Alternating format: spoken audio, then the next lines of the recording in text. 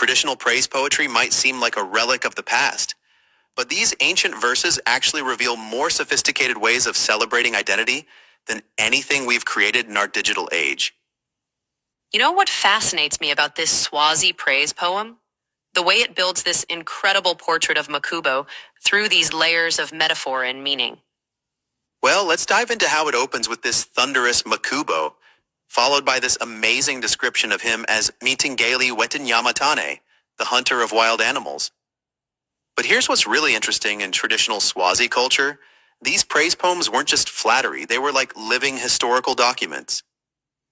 So it's almost like an oral LinkedIn profile, but with so much more depth and cultural significance? Exactly, and you know what makes it even more fascinating? These poems were performed differently depending on the social context. In formal settings, they might be delivered with full ceremonial flourishes, while in intimate settings, they'd take on a more personal tone. The line, Ubongov and Lini, being praised inside the house, speaks directly to this duality. The way it uses natural imagery is really striking too, like that part about disturbing the reeds by the river. What's the significance there? So that's actually one of the most clever parts of the poem. When it talks about Atilita Umlanga Ngasem Fuleni, it's using this image of disturbing reeds to represent how Makhubo's influence ripples through society. In Swazi culture, reeds have this deep symbolic meaning. They represent both strength and flexibility. Well, that adds a whole new layer to understanding the metaphor, like how his actions create waves that affect the entire community. And speaking of community impact, let's talk about that fascinating section where it describes him confronting bulls in foreign territory. Walwa Netinkunzi Takonya. It's this brilliant way of describing leadership challenges without directly mentioning politics or power struggles. The subtlety of these metaphors is really remarkable when you break them down like this. You know what's particularly interesting? In modern praise poetry performances, yes, this tradition is still alive. Performers often adapt these ancient metaphors to contemporary situations.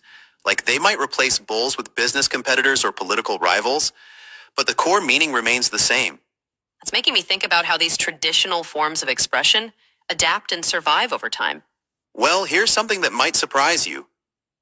Studies of oral traditions show that praise poems like this one can preserve historical information with remarkable accuracy over hundreds of years. The metaphors act like memory devices, helping people remember not just the words, but the cultural context they carry. The density of meaning packed into each phrase is really incredible when you think about it that way. And what's really fascinating is how the poem builds to that final line, Wena Lamudze Nasalangeni, tall even in sunshine. It's using this physical attribute to make a statement about lasting influence. In Swazi culture, height isn't just about physical stature, it's about moral and social standing.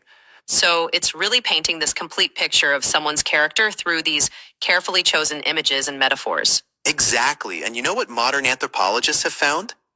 These praise poems often served as historical records during periods of significant social change. When it mentions Walwa Netinkunzi Takona, it's likely referencing actual historical conflicts or challenges that Makhubo faced. That's really making me think about how we document and celebrate achievement today. Our modern methods seem pretty shallow in comparison. Well, consider this, in our age of social media, we're actually moving further away from this kind of deep, meaningful character description.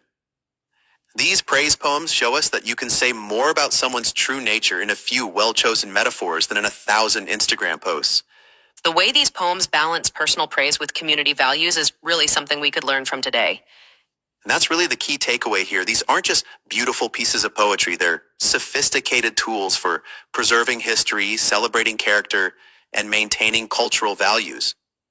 When we lose these traditional forms of expression, we're losing ways of understanding ourselves that we haven't really replaced.